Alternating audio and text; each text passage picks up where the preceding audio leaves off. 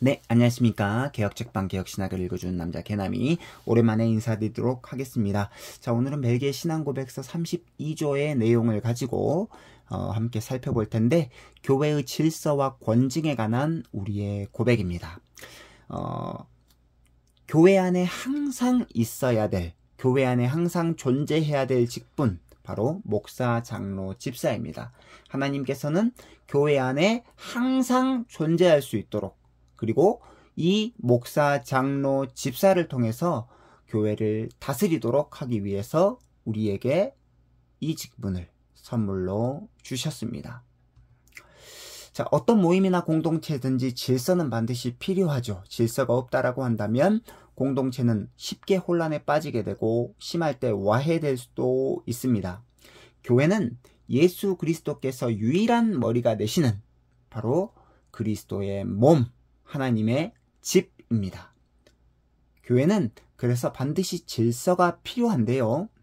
하나님께서는 그리스도의 몸인 교회를 질서에 따라 다스리시기 위하여 직분자를 선물로 주셨습니다. 다시 말해서 직분자들은 교회를 바르게 다스리는 자들이다 라는 것을 우리는 기억해야 합니다. 교회를 바르게 다스린다, 치리한다 라고 할 때 이 치리자들은 하나님의 말씀의 범위 안에서 말씀의 원리를 따라 교회를 다스려야 한다라는 것입니다. 하나님의 집, 그리스도의 몸인 이 교회는 진리의 기둥과 터이기 때문입니다. 디모데전서 3장 14절로 15절은 이렇게 말씀합니다. 내가 속히 내게 가기를 바라나 이것을 내게 쓰는 것은 만일 내가 지체하면 너로 하여금 하나님의 집에서 어떻게 행하여야 할지를 알게 하려 함이니 이 집은 살아계신 하나님의 교회요 진리의 기둥과 터니라. 자, 바로 교회를 가리켜서 살아계신 하나님의 교회 그리고 진리의 기둥과 터라고 말씀하고 있습니다. 바울은 에베소 교회를 목회하고 있는 이 디모데에게 가서 어떻게 하나님의 집인 교회를 다스려야 하는지 알려주고 싶었지만 직접 가지 못하여서 편지를 쓰게 되었습니다. 자, 벨기에 신앙고백서 제32조는 교회의 질서에 대한 고백인데요. 이렇게 고백하고 있습니다. 우리는 교회를 치리하는 자들이 몸된 교회를 유지하기 위하여 어떤 질서를 세우는 것이 좋다 할지라도 우리는 우리의 유일한 주인이신 그리스도께서 명령하신 것에서 벗어나지 않는지를 항상 살펴야 함을 믿습니다. 하나님은 직분자를 선물로 주셔서 그 직분자들로 하여금 영적 질서를 따라 교회를 다스리게 하셨습니다. 그리고 그 질서의 근거는 하나님의 말씀, 성경이다라는 것을 우리는 기억해야 되죠. 그렇기 때문에 직분자들은 어떤 질서들이 아무리 좋아 보여도 그것이 우리와 유일한 주인이신 그리스도의 명령에서 벗어난 것이다라고 한다면 단호히 거절해야 된다라는 거죠. 자, 아무리 좋아 보여요. 사람의 눈에 아무리 좋아 보여도 그 질서들이 하나님의 명령, 하나님의 말씀에 벗어난 것이라면 거절해야 된다. 그래서 사도 바울은 디모데전서 4장 6절에서 이렇게 말합니다. 형제들아, 내가 너희를 위하여 이 일에 나와 아볼로를 들어서 본을 보였으니 이는 너희로 하여금 기록된 말씀 밖으로 넘어가지 말라 한 것을 우리에게서 배워 서로 대적하여 교만한 마음을 가지지 말게 하려 함이라. 기록된 말씀 밖으로 넘어가지 말아라. 아무리 사람 눈에 좋아 보이는 질서, 아무리 사람의 눈으로 보았을 때 좋은 것이라고 할지라도 하나님의 말씀, 기록된 하나님의 말씀, 성경에 위배된 것이다라고 한다면 철저하게 거절해라 라는 것입니다. 자, 교회는 예배 공동체로 예배에 대한 질서가 있습니다.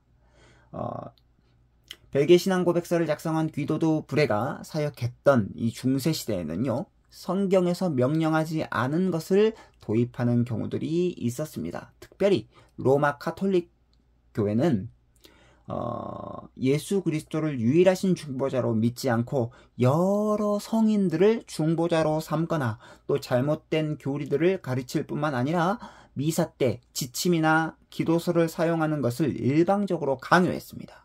벨기에 신앙 고백서는 그래서 32조에서 이렇게 고백합니다. 그러므로 우리는 하나님께 드리는 예배에 도입되어 어떤 방식으로든 양심을 억압하고 강요하는 인간적인 모든 고함물들이나 규범들을 배격합니다. 우리는 조화와 일치를 보존하고 증진시키며 하나님께 순종하도록 모든 것을 지키게 하는 적법한 것만을 받아들입니다. 그러니까 예배는 성도의 양심을 억압할 정도로 획일화되어서는 안 된다라는 것이죠.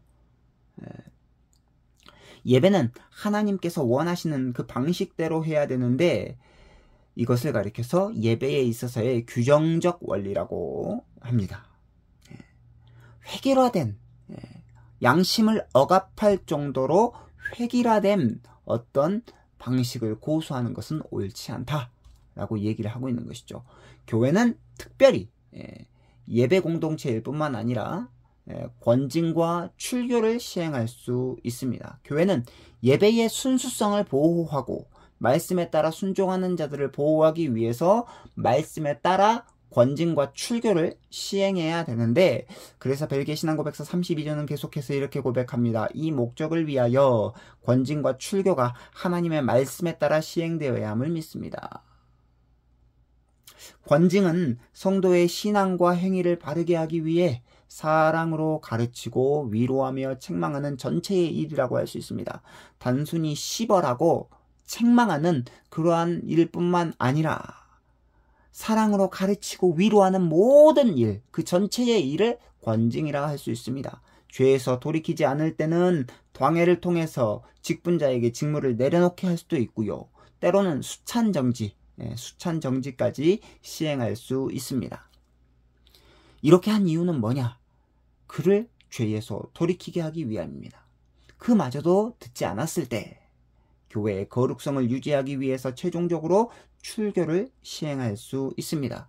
권징과 출교의 목적은 예배의 순수성을 보호하고 하나님의 말씀에 순종하는 성도들을 보호하기 위해서 그렇게 권징과 출교를 시행해야 된다. 어떤 목사 개인적인 그리고 당회의 어떤 이익에 따라 그렇게 출교 그리고 권징을 해서는 안 된다는 것이죠. 한국교회 그러나 이런 모습들이 참 이곳저곳에서 벌어지는 것 같아서 참 마음이 아픈데요.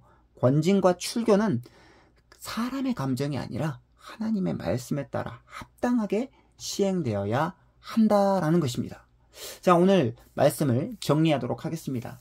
하나님의 부르심을 따라 세움받은 직분자는 하나님의 말씀에 따라 교회를 질서 있게 다스려야 합니다. 그래서 직분자는 교회를 다스리는 자, 치리자라는 것을 기억해야 합니다. 무엇보다도 직분자는 예배가 하나님의 말씀에 근거해서 바르게 드려지는지를 살펴야 한다라는 것이죠.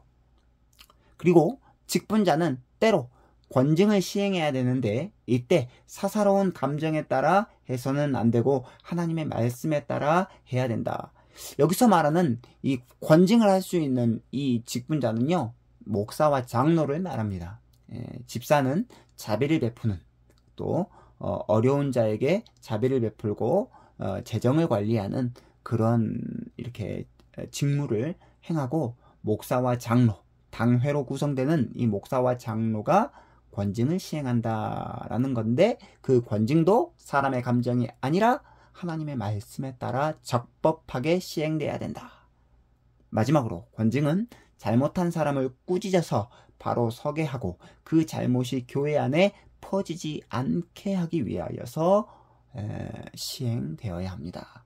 즉 약한 성도들을 보호하려는 목적, 교회의 예배의 순수성을 지키기 위한 목적으로 이 권징이 시행되어야 한다는 것입니다. 자, 사랑하는 구독자 여러분, 그래서 교회가 영적 질서에 따라 하나님의 말씀으로 잘 다스려지는 바로 그 교회, 바로 그 하나님의 교회가 건강한 교회다라는 것을 기억하시면서 오늘은 여기까지 영상을 찍도록 하겠습니다. 좋아요와 구독은 저에게 큰 힘이 됩니다. 안녕히 계십시오.